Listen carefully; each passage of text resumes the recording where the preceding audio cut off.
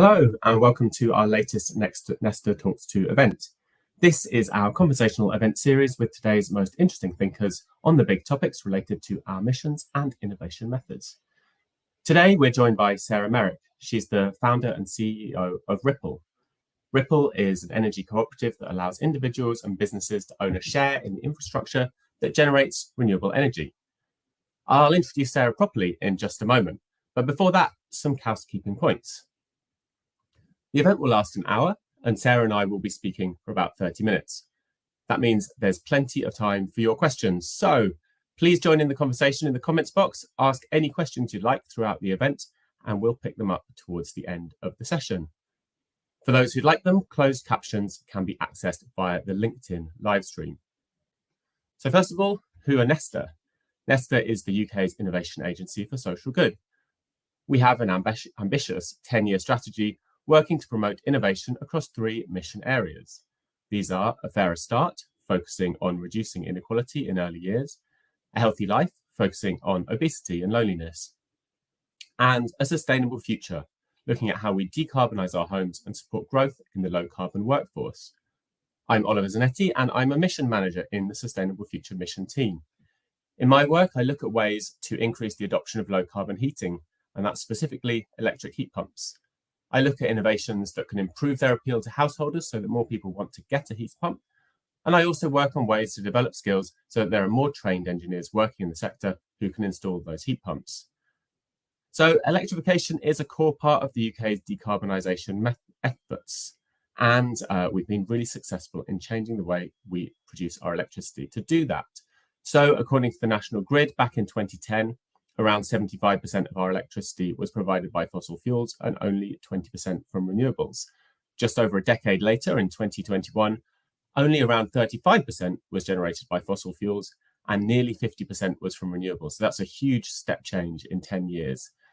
But when we think about decarbonisation and electricity use, we need to think not just about the things we use electricity for now, but also the things we're going to use electricity for in the future. So we're taking steps on a pathway to electrify things which currently require fossil fuels. So for instance, burning gas in your home for home heating or burning petrol in vehicles to get around. So I mentioned just a moment ago a huge growth in renewable electricity capacity, but all that new renewable capacity is owned by big companies and institutional investors. The only real way to have your own input in this is if you're lucky enough to have a large south-facing roof suitable for solar. So this means two things. You can't directly decarbonise your own electricity use, and you can't protect yourself from the fluctuations in fossil fuel prices like those that we've seen recently. And this, of course, is where Ripple comes in. So we're with Sarah Merrick today, who's founder and CEO of Ripple. She's joining us now. She set Ripple up to bring clean energy ownership into the mainstream.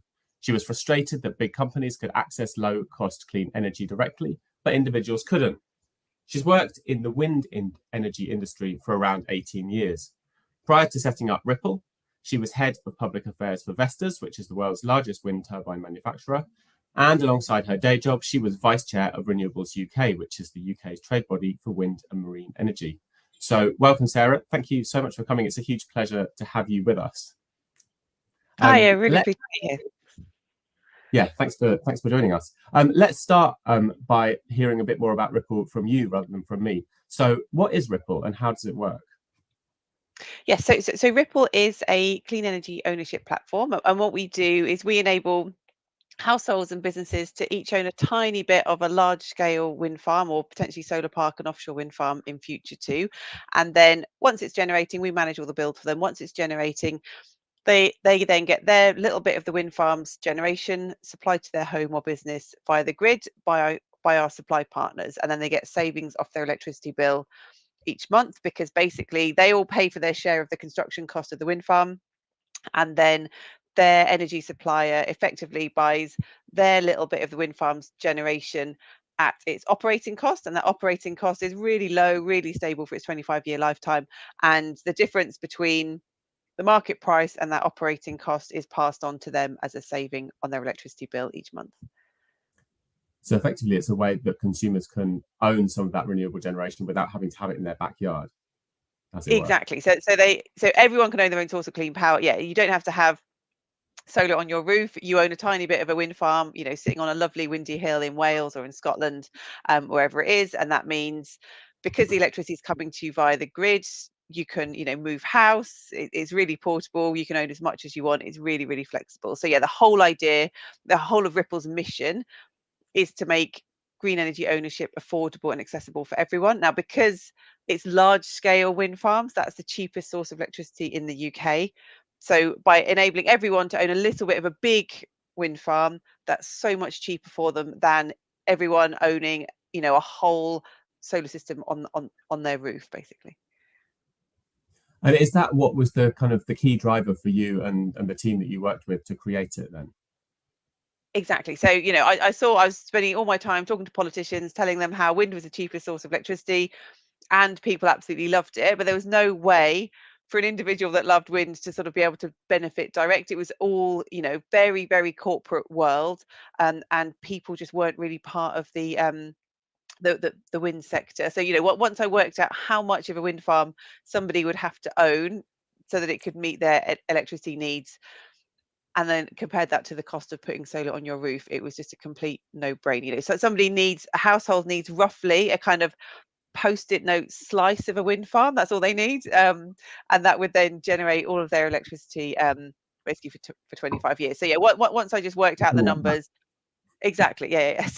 So yeah, working out the numbers, it just seemed like, you know, absolute no-brainer. And then, you know, we've now got, you know, we live in a digital world where you can bring thousands and thousands of people together online. So it doesn't, you know, it's possible both sort of technically as well as kind of legally and contractually. So yeah, that's why we set it up 5 years ago. That's interesting, and great good fortune that I had my prop on hand. It wasn't the one. I was going to say it'd be really interesting to hear a bit about some of the advantages that it confers to consumers, and I think particularly, you know, we've had a lot of worry about energy prices at the moment. You know, it was only a few months ago that there wasn't anything on the horizon, and consumers were going to be expecting bills of an average of around £5,000 to take them through the winter. Then there's been protection that appears to now be disappearing after 6 months, and people are unsure again. So there seems to be, and maybe you could talk a bit more about what the advantage is for a consumer here. Yeah, so in terms of for consumers, because everyone can now own their own source of green, low cost, stable priced electricity, it means that when prices are really high, you get big savings off your bill. When prices come down, the savings reduce. But the net effect over the long term is to stabilize your electricity bill. So for our first wind farm, that's Greg Vather, that started generating in March. Those members, you know, a typical member is set to save around £275 in its first year of generation. But because prices have gone up so much since we fixed it late last year, next year they could be saving six, seven, maybe even £800 off their bill. So, you know, when prices are high, that makes your bill high, but it also makes your wind farm savings increase as well. As prices come down, your bill would come down, but your savings would come down as well. So yeah, so it's one of the only ways, apart from having solar on your roof, that you can actually protect yourselves from spiraling electricity prices. Would you frame Ripple's offer in terms of saving money or stabilizing prices? Because that could be, I mean, I guess I can conceive potentially, well, maybe I can, of a really successful renewables capacity installation over the next few years, rendering the saving from Ripple being much lower because energy prices or electricity prices are much lower. I don't know if that's something that you'd foresee or not. So it's a combination of the two. So basically, you get the saving. So it brings your bill down because the electricity bit of your electricity bill then becomes the operating cost of the wind farm, but it also stabilizes it. So it's a combination of the two. And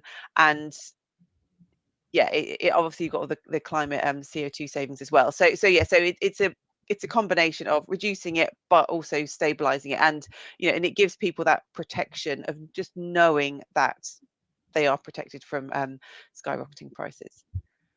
Sounds yeah, very very convincing. And I think you know, one of the things that we work on in Nesta is to encourage electrification. And so, you know, the kind of the capacity of the grid to deliver green renewable energy at the moment and the decarbonisation effect of that is necessarily a function of how much electricity we use. The more electricity we use, unless we're increasing renewables capacity, the carbon intensity is going to go up because it will be replaced by gas. So this provides something quite useful, I think, for householders who may be thinking about getting an electric vehicle, or who are thinking of changing their home heating to a heat pump.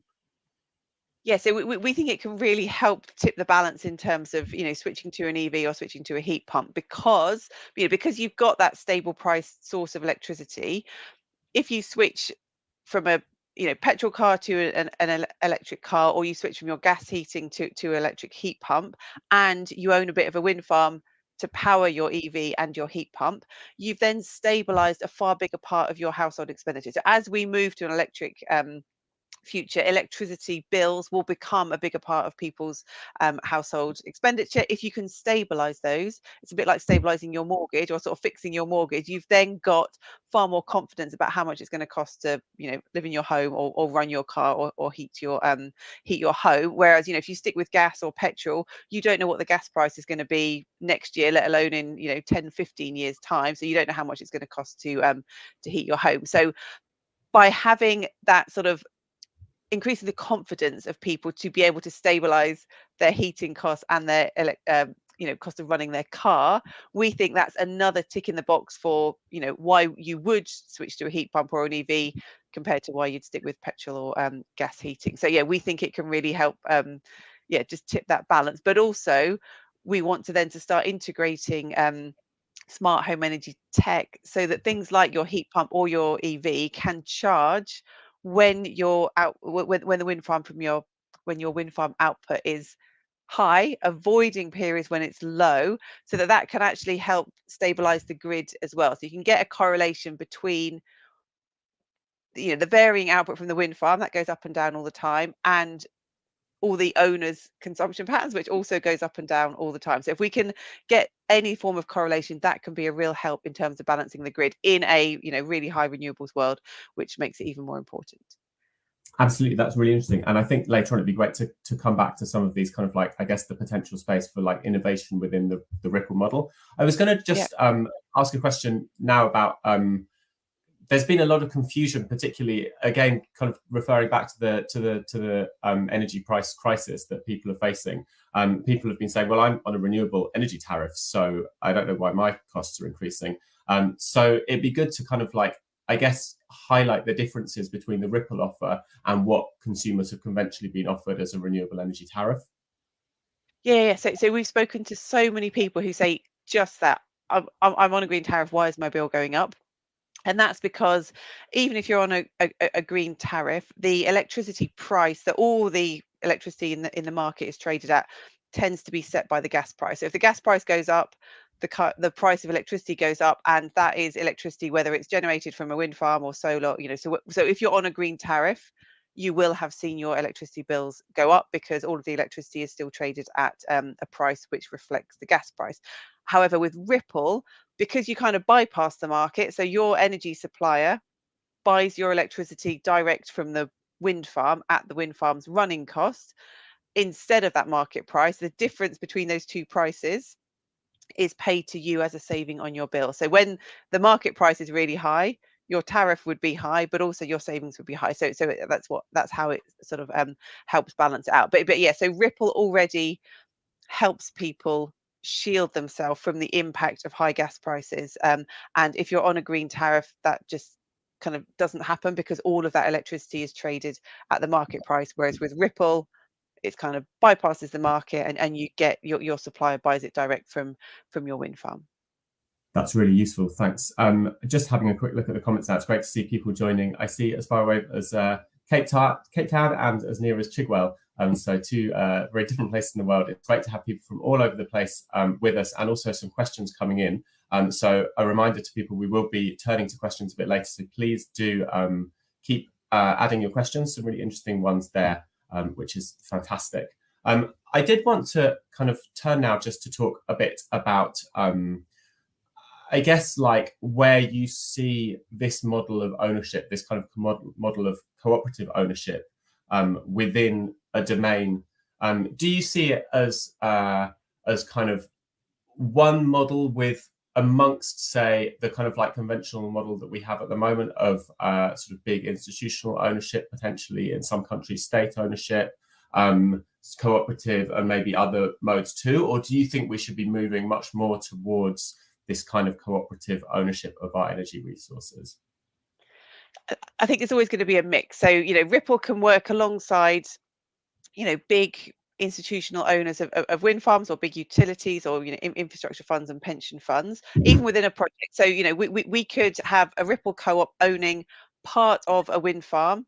The other part could be owned by a utility or a pension fund. So it works together. So, and we don't need a single solution. That there are no sort of magic bullets in terms of climate change. It's a combination of all these different solutions. So Ripple is really scalable, so it can become potentially a massive part of the market. It doesn't have to, but we will always. I can't imagine a time when we won't need infrastructure funds and utilities owning assets. But that's not to say that consumers can't own them alongside these big funds as well. We're not saying every single wind farm needs to be owned by consumers, and it's absolutely terrible for wind farms to be owned by anyone else other than a consumer. But what we are saying is consumers should have a seat at the table, and how many seats is kind of up to who wants to do it or not. But it's about just creating another solution and another option for consumers, because until Ripple came along,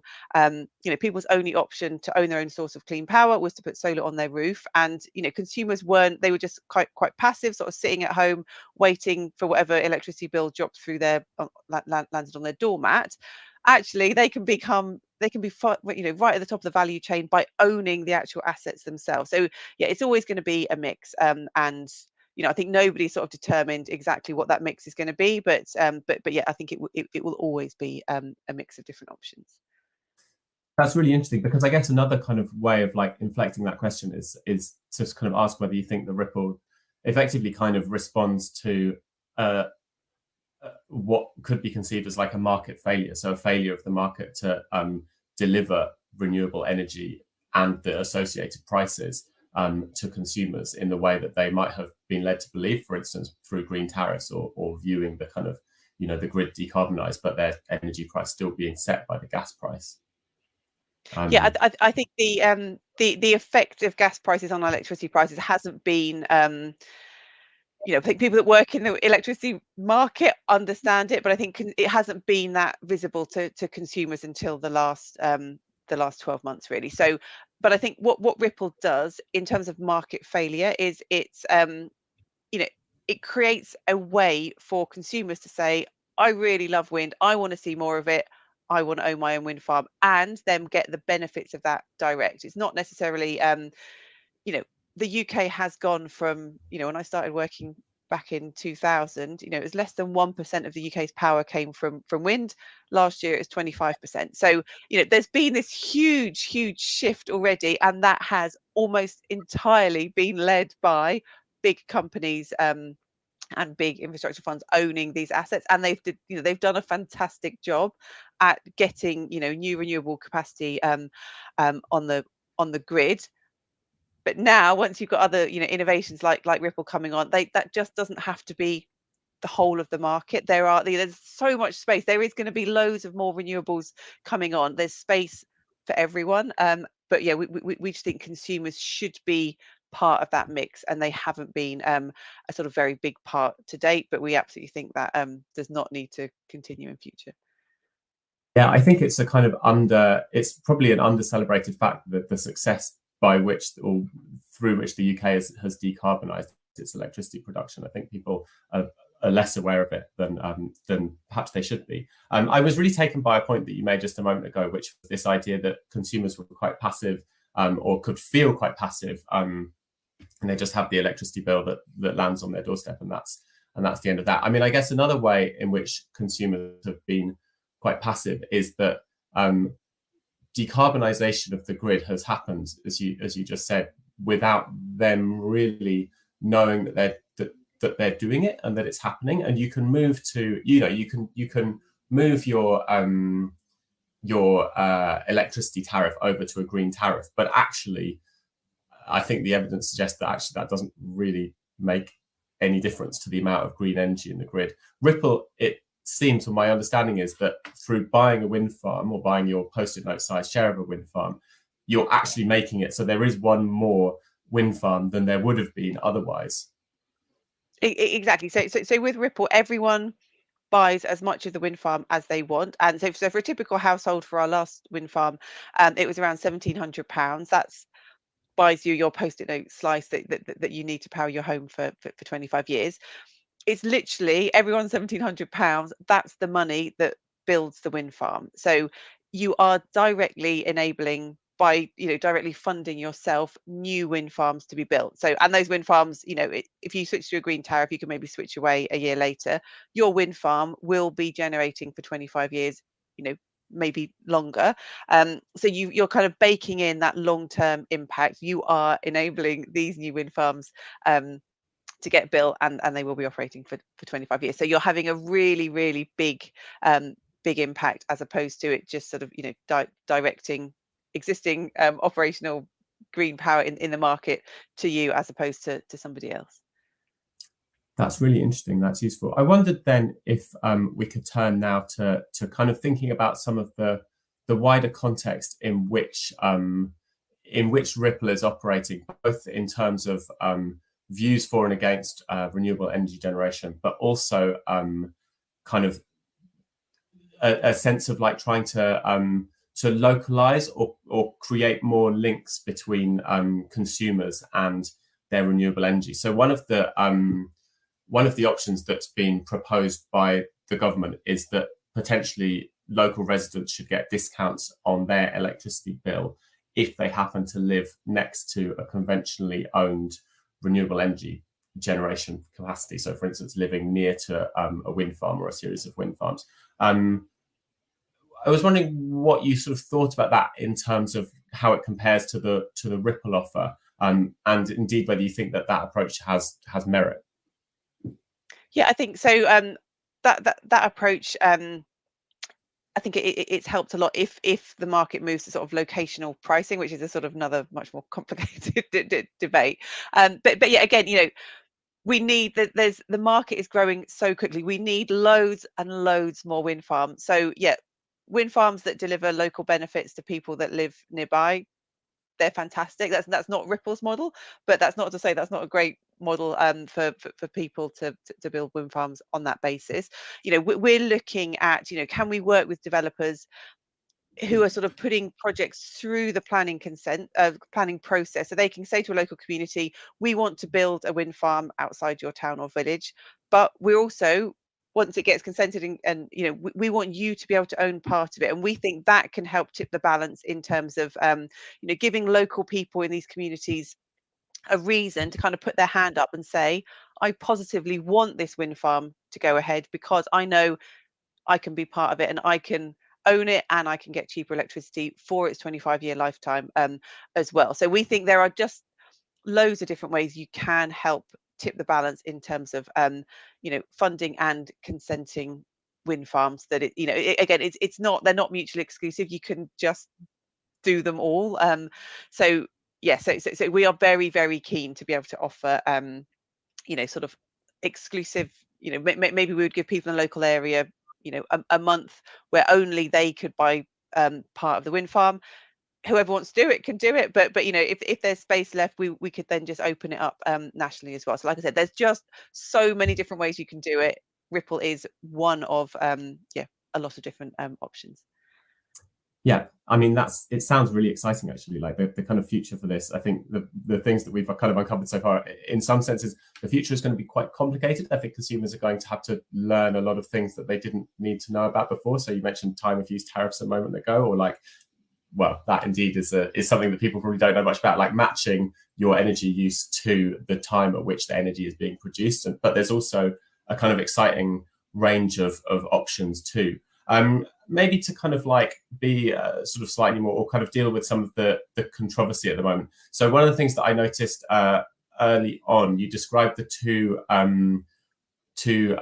projects that you have currently. One, I think, is live at the moment, and one is under construction, being in Wales and Scotland, notably not in England. So we've had a kind of legacy, I guess, of fairly sort of anti-renewables, more or less a moratorium on wind farms in England, a kind of discourse around cutting the green crap. Now we have some kind of aesthetic aversion to solar power if it's put on fields. Given the huge success that we've had in decarbonisation, and the fact that actually I think that it has measurably reduced people's bills, although perhaps not as much as people might hope.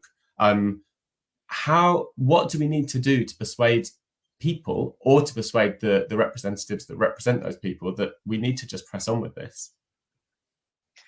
I think ultimately we just need to press on with it. And you know, the sort of, you know, I've worked in the wind industry for 20 years, and you know, people who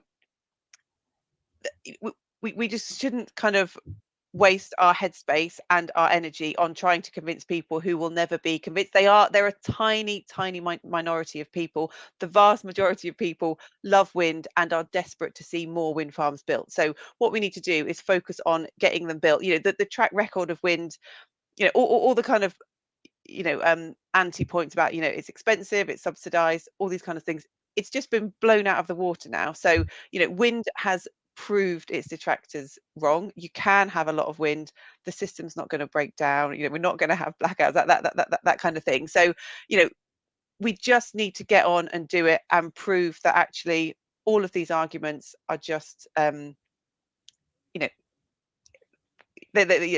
just kind of get on with it and prove them wrong. Because ultimately, if we spend all of our time trying to, you know, convince and focus on a tiny minority of people, it's just going to mean that we can't get on with doing what we want to do, which is getting more low cost green power on the grid. So yeah, we are very much in the camp of just get on and do it. Clearly, you know, there are already really strong planning rules around, you know, impact that wind farms have on areas, and making sure that you minimize and sort of mitigate the impact. So you know, within the planning rules that we've got, we just need to get on and do it, because so many people want this to happen. And yeah, at any time we kind of spend you know, just focus on the detractors, it's just drawing us away from the big mission of making it happen.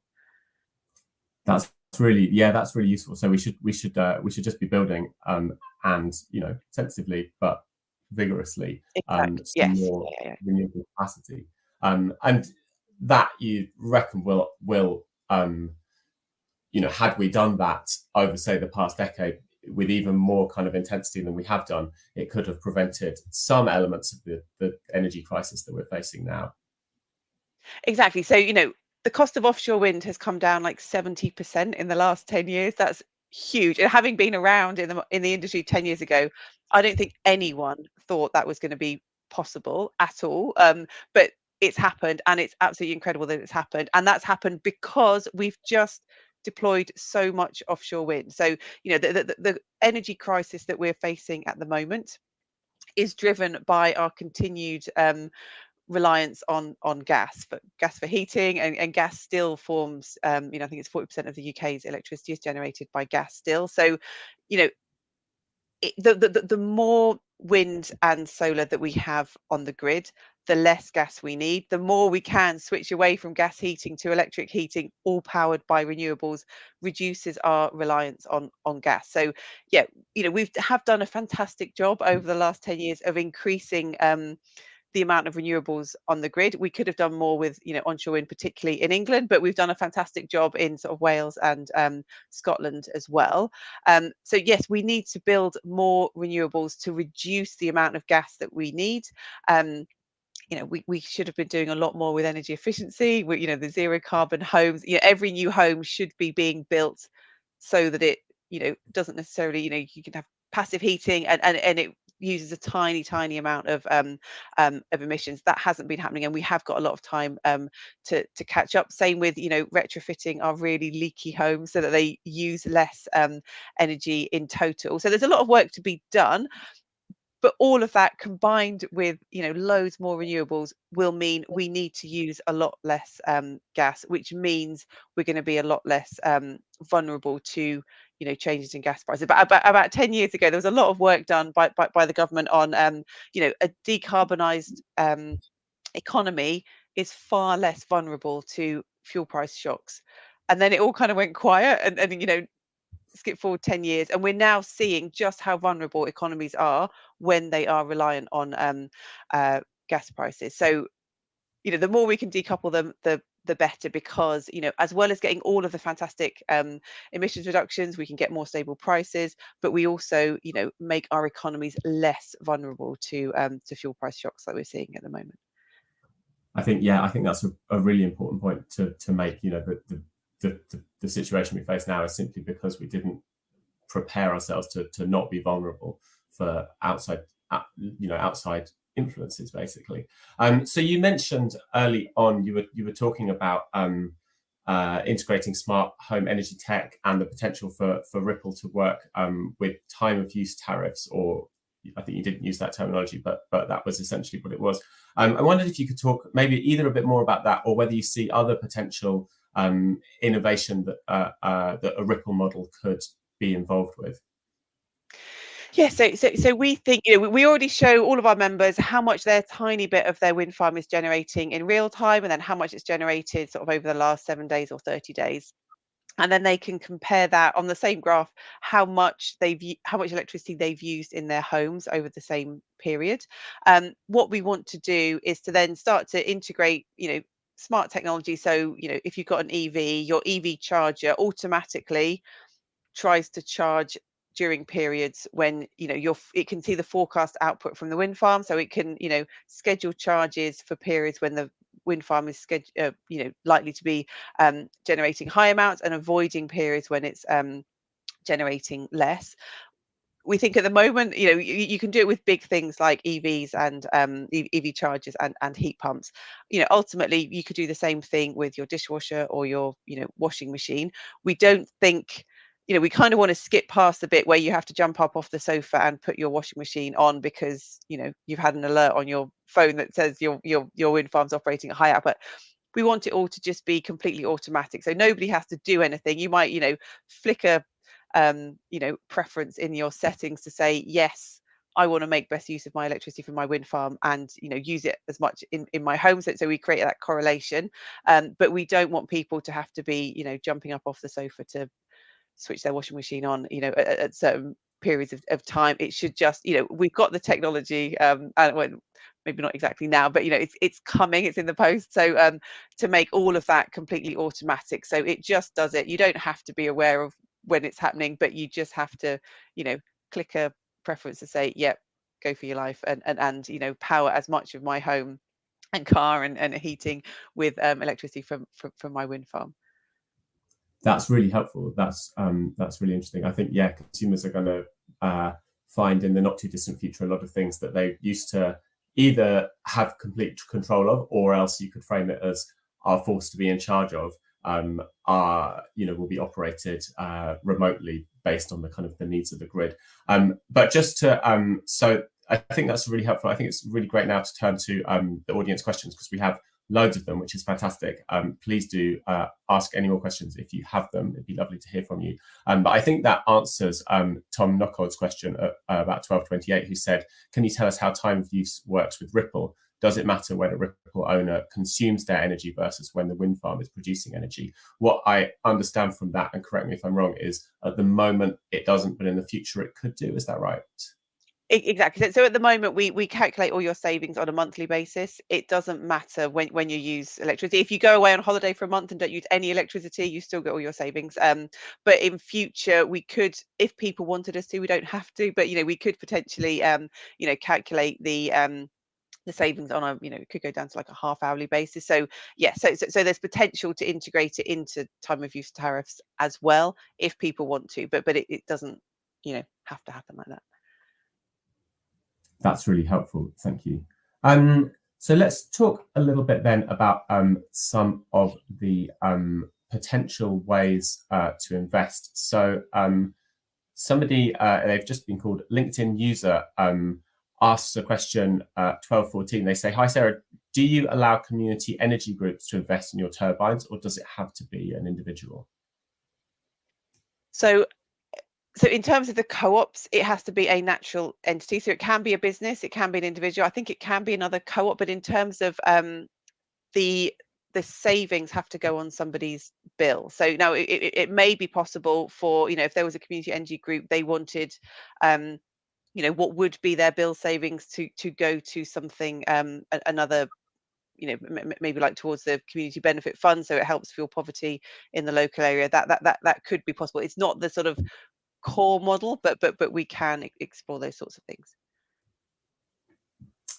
That's really helpful. And another one, again, focused on the needs of householders. This is from Barry Timmins. He asks, how does the cost saving based on a comparison of Ripple versus solar on a roof work out? Because he says he can see the benefit of both supporting his home energy demands. Yeah, so again, it's not mutually exclusive. Loads of our members, about 40% of members, have solar on their roof and they own a bit of a wind farm. So the upfront cost is around 65 to 80% cheaper, because everyone's getting access to economies of scale with owning a bit of a large wind farm. But that said, because it's not, we use the grid, whereas rooftop solar is behind the meter, so you're kind of offsetting at the retail price. So yeah, it's very hard to sort of be clear about rooftop solar and sort of how much people will save, because it depends on whether they've got a home battery and they can be using all of, sort of keeping all of their generation behind their meter, or whether they're exporting it. So in general, with prices being what they are at the moment, we're kind of looking like a for our second project, kind of like a 6 or 7 year payback. Now the payback for solar, again, it completely depends. If you've got batteries and you can use all of your generation, it could be a similar sort of level. If you're exporting all of your generation, your payback is going to be a lot longer. So yeah, it's not necessarily either or. The two work really well together. Obviously solar generates more in the summer, so you're going to get your bill savings more in the summer. Wind tends to generate more in the winter, so you get more wind farm savings in the winter. So loads of people have solar for the summer and Ripple for the winter. They just work really well together, basically. That's really interesting. It's a bit, kind of echoes the diversification of supply that perhaps we should have done to move away from gas on a national scale a decade or more ago. And maybe some of what you've said there speaks to Mans Dean's question, who asks from YouTube. We're currently with Octopus and are installing solar at home. They'd like to know, is it in our best interest to cover the gap, presumably with more solar, or to invest more in Ripple? Yeah, so it's completely up to the individual, and it will depend on whether they would be getting a battery with it, what they want to do as well, whether or not they can fit all the solar that they would need to meet their entire electricity consumption from their roof. But yeah, ultimately you can do a combination. So in general, we say to people, in terms of how much of the wind farm they own, to look at what their annual consumption is, take off their solar generation, and then cover the rest. But they don't necessarily have to. But that's that's kind of what we recommend in terms of how much of the wind farm to own if you've got solar as well. That's really interesting, and this is not from the audience, but kind of follows on from that a little bit. Just to think about, so there's a limit to how much you can purchase through Ripple, which is related to your annual consumption. Could you talk a bit more about that and why you went for that? Because it strikes me that it's not impossible that perhaps people might want to purchase more than that and regard it as a kind of a conventional investment, and that might help you to get more wind farms built faster. Yeah, so the maximum that you can own of a wind farm, and that's across multiple different wind farms, is what would generate the equivalent of 120% of what you use. So basically you own as much of the wind farm as you need to meet your own electricity needs, plus a little bit more, but you can't own 5 times as much as you need to meet your consumption. And the reason we did that is because there's two reasons. One is that for a co-op, there has to be a genuine trading relationship, and it's not an investment vehicle. People are owning these wind farms in order to get the green, low-cost, stable-priced electricity that they generate, not for kind of like a financial, not for the sort of financial dividends, because they are just owning their own source of clean power, and you don't need 5 times as much electricity as you consume in your home. But also because in terms of rooftop solar, if your rooftop solar doesn't generate more than 120% of what you consume in your house, then there's any sort of feed-in tariff payments or bill savings is excluded from income tax calculation. So we want micro ownership to be brought in line with micro generation, and so that's why another reason why we've capped ownership at that level. So yeah, so people own as much as they need. It is absolutely not an investment vehicle. It is a way for people to own their own source of clean power, and it's quite a subtle distinction, but it's a really, really important one. No, I think that is really important. It makes a lot of sense what you said. Another question that comes from Neil Gridley at 1209, who asks, it looks like a consumer pays 12 installments or one lump sum. So I think it must be referring to the installments. Are the installments for a fixed period? So the 12 installments are monthly, so it's over a year. So you of your £1,700, rough upfront cost, you can either pay that in one go, or you can pay it over 12 months. But it's kind of it's a one-off cost, albeit you can spread that cost over 12 months. But it's that money that the wind farm gets built with. The wind farm is only built once, so that's your sort of entire cost. That's really helpful. Thank you for that. So there's some more questions.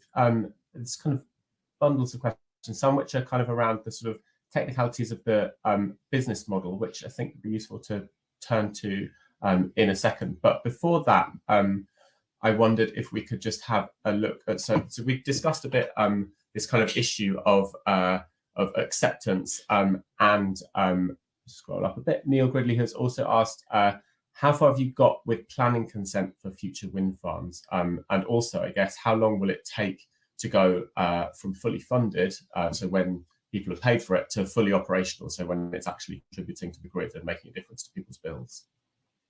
Yeah, so we don't go and find sites and take them through the planning system to get them consented. We go out and find projects that have already got planning consent that are kind of nearly ready to build, and then so we go speak to developers, we secure a site, we then do due diligence to make sure we're happy to put it to members. We then open the co-op share offer. We have to set the co-op up first. So we set the co-op up, then there's a co-op share offer. From the end of the point at which the project is funded, it depends on so if it's a solar farm, it could be 6 or 9 months, because they're a lot quicker to build. For our first wind farm, I think it was 6 or 9 months, because it was only a single turbine. If it's a bigger wind farm, it generally takes longer. It might be that your grid connection is a bit means that you can't connect till a bit later. So yeah, for solar parks, it may be 6 or 9 months after the end of the fundraise that the project starts generating, and it's only when the project is generating that the owners then obviously can get their savings on their bills. For wind farms, it would tend to be a bit longer, 15, 18 months or so for wind farms. But it depends on grid connections, how many turbines there are, how many roads need to be built for the wind farm. So yeah, it's very, very project specific, but there is that construction lag. That's really interesting. And then a few questions that kind of address the other end, so the sort of end of life. But first of all, Philip Noble asks, is depreciation and maintenance factored into the 25 years of life expectancy of the equipment? And also asks, I think separately, what percentage of time is electricity or energy, he says, being produced, presumably by the wind farm? Yeah, so in terms of the maintenance cost, that's the running cost. So all of the operations and maintenance costs, all the insurance, land rents, all that kind of thing, it's the total cost of that's the price at which your energy supplier buys your electricity for. So the money that goes to the wind farm from your supplier covers all of the maintenance costs, so there's nothing else to pay. And then was it in terms of end of life? Oh, in depreciation. So what happens is the 5% of your share capital is repaid every year. Well, the co-op aims to repay 5% every year, and that then reflects. That means that the share capital that's left in the cooperative reflects the sort of real life value of the wind farm. And after, so in year sort of 19, we would then start to reduce it down again. So basically, what happens is because a 10-year-old wind farm isn't worth as much as a brand new one, because it's already sort of lost 10 years of life already. It just means that the share capital that people have in the co-op depreciates over time as well. So then if you wanted to withdraw your shares from the co-op after 10 years, you'd already had half of it sort of repaid, so you'd only get half of it back again. So that's how we deal with that. And then in terms of end of life, so we expect the wind farm to last for 25 years. And then you'd have a decommissioning bond that you have to put before you can start building it. You have to post a bond, probably with the council usually, and that then pays for the decommissioning. You would also then have, basically the co-op can decide what it wants to do at the end of life. So it might be after 20 years, we would help them do an assessment, say, okay, do you want to refurbish the turbines, replace some gearboxes, replace some blades or whatever, and extend the life for whatever the estimate would be, 5, 10, 15 years. And then we would basically build up more money. So we might increase the running cost of the wind farm above what it actually costs to run the wind farm, so that we build up that money, the sort of reserves in the co-op, to then pay for the refurbishment, to then extend out the life. But people own the wind farm for its lifetime. So if it lasts for 35 years, you get your savings for 35 years. But we kind of we frame everything on a 25-year basis, which is what the turbine manufacturers set out as the operating life of the turbines. That's super helpful. I think you've preempted a couple of questions. One from BD, who asked, what happens after 25 years? Does your ownership end? And also another one from Tim, and apologies if I mispronounced the second name, Yuzaval, who asks, how will the turbines be recycled at the end of the life of the wind farm? So in terms of the cost of decommissioning, what we look at, we take account of, what's the scrap. Basically, vast majority of the wind turbine is scrapped, and the metal is then used, is sold and recycled. At the moment, the only bit of the turbine that can't easily be recycled is the blades. Some blades are, chopped up, and I think some were used in a tunnel as sort of aggregates in the concrete tunnels for HS2. So people are starting to have alternative uses for sort of ground up blades, but industry wide, there are there's a lot of work going on so that you can get fully easily recyclable blades as well. So our blades, because we kind of we're not there yet, the blades that are going on to these turbines, it will only be things like grinding them up and using them in concrete aggregate. They won't be the ones that are sort of very easily recyclable.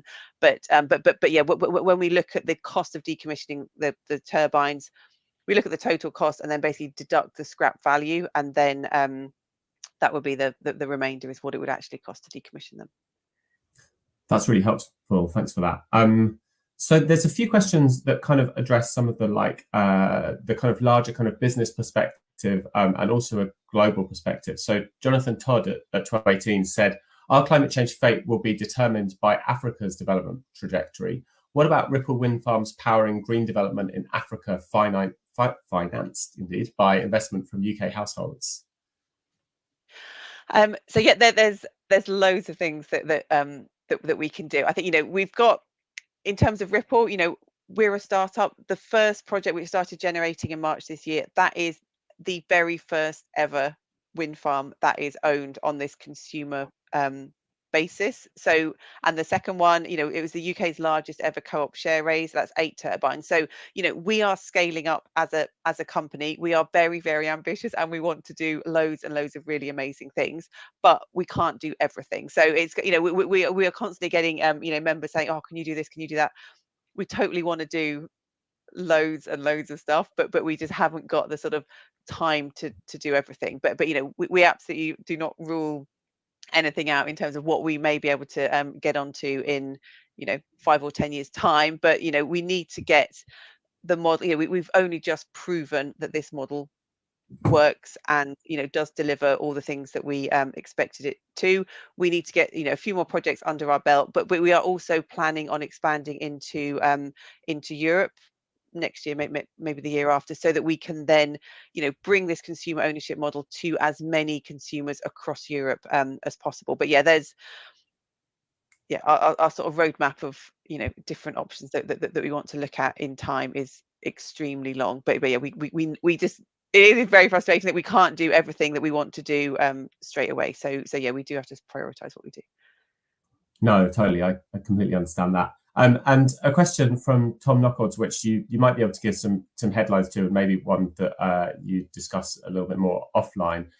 He says, "Hi Sarah, I designed the business model behind Australia's equivalent to Ripple. It'd be great to learn more about how the model works in terms of the contractual and ownership structures." Yeah, that's cool. Yeah, so it'd be we're kind of there are similar-ish models. We haven't found a model that's exactly the same yet, where people can be supplied by multiple different utilities. So there's a similar-ish model in Netherlands as well, but it's very much tied to one energy supply, whereas with Ripple we have multiple different energy suppliers, and you can switch between them across. You're not tied to one for the 25-year lifetime of the wind farm. That's really helpful, thank you. And Jeremy Dustin, I hope that's not his real second name, asks, if this model is successful, what's to stop major established energy generators undermining you with a corporate version?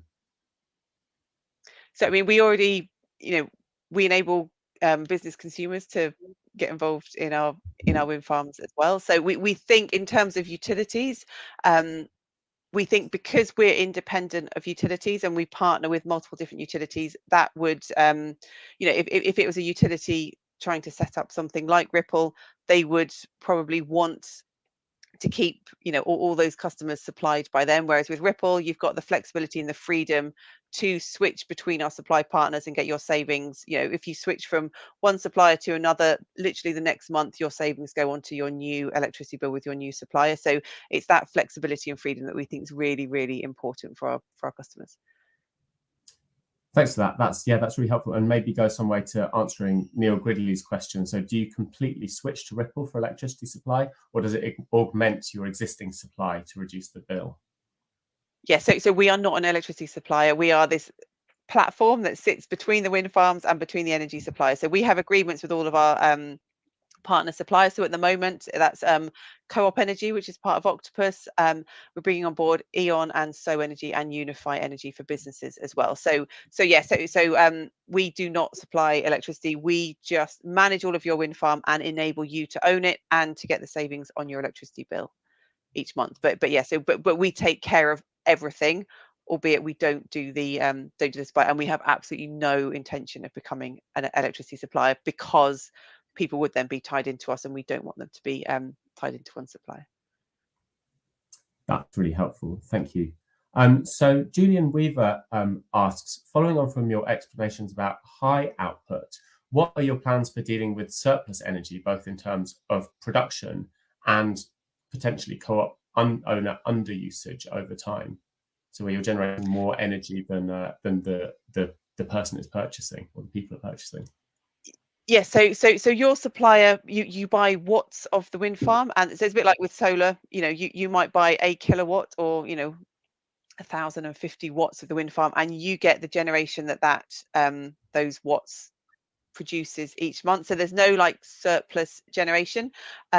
If it happens that for whatever reason you use less electricity than you thought when you bought your share, you still get the savings applied to your bill. We don't kind of make you sell your shares to keep your 120% cap sort of limit. If but also we expect, because of that electrification movement, so people switching to electric cars, switching to electric heating, electric cooking, we expect over time people's consumption to increase, not decrease.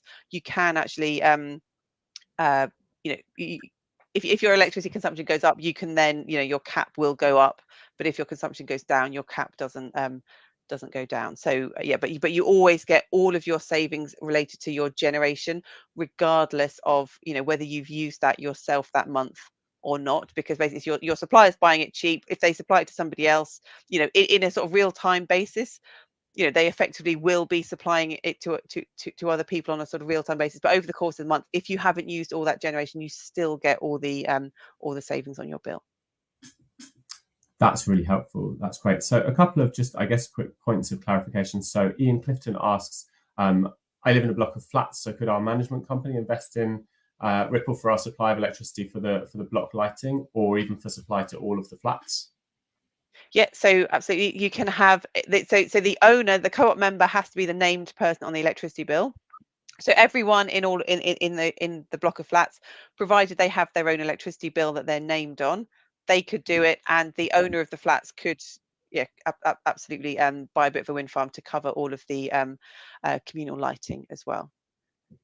That's brilliant, thank you. And I think a good one to end on from Linda Webb-Rowe, who asks, and hopefully the answer will be yes, do you have any wind farms coming in Scotland? Well, so our first wind farm's in Wales, the second one's in Scotland, so that's Kirkhill, it's in Ayrshire. That's all funded now, so that's under construction. And then we're hoping to launch a third wind farm. We can't say, it may even be a solar park, we can't say where that's going to be just yet. We're hoping to launch that in a couple of months. So yeah, so people can get involved, they can reserve their place in that project now, and then when it opens for ownership, they're then sort of in the queue. We've already got like 9,000 people who have reserved their place, so they can join that queue to make sure they then are able to be part of that project once it opens for ownership. That's great. And where should people go for more information? Yes, it's all on our website, so it's ripplenergy.com. And so on the website you can reserve your place in the next wind farm now, and then you can also go onto a waiting list. We then let you know when the project's about to become open, and then you have an exclusive period where only people who have reserved their place can then buy shares in the wind farm, and then we open it up sort of to everyone else. That's brilliant. Thanks for that. So we've just got a couple of minutes to go now. So I guess what I have to say is a huge thanks to Sarah Merrick for the conversation that we had, and also for responding to all of the fantastic questions from all the participants online. It's been great to receive all of your questions. So thank you also to the participants for sending them in, and apologies that we didn't get through all of them. There was a lot of them, some quite technical, some quite practical, all really, really interesting and relevant questions. So thanks very much indeed for that. So a link, this is to audience members, a link to a survey is going to be shared in the chat shortly, if it hasn't been already, and is also available in the event description that you would have found online. So I would strongly invite you to fill out that short survey. It'd be really helpful for us as we plan our future events and how they work. And as a thank you for filling out that survey, you can enter into a prize draw to win a £50 bookshop.org voucher. So please do fill out that survey. It will be extremely helpful for us as we plan our future series of events.